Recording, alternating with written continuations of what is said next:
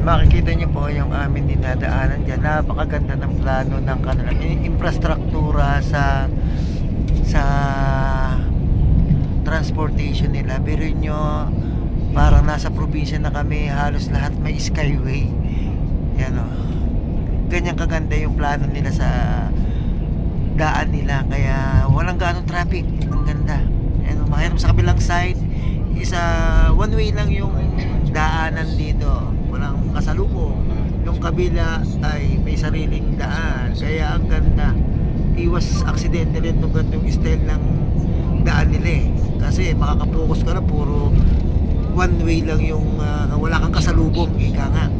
Ano, napakaganda ng structure ng kanilang pagkakagawa. Kaya kahit ang Pilipinas ay mas malaki, mas maganda yung kabuhayan, kaso nakukurap yung budget eh. Ayan o, tingnan nyo rito ang daan, kung papaano nila.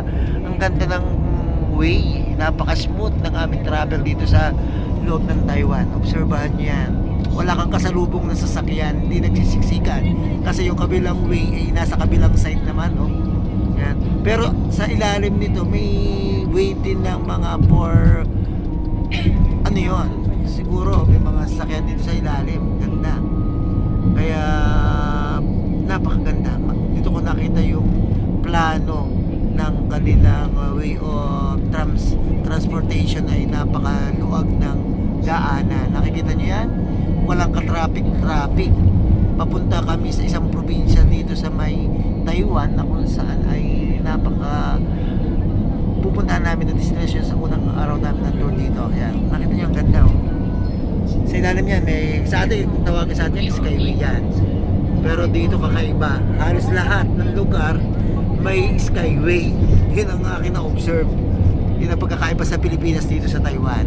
Yan, update ko lang kayo ng aming para kahit narin kayo sa Pilipinas, nakikita nyo yung aming mga activity dito sa Taiwan. Yan po, sa ilalim makita nyo may mga sasakyan din.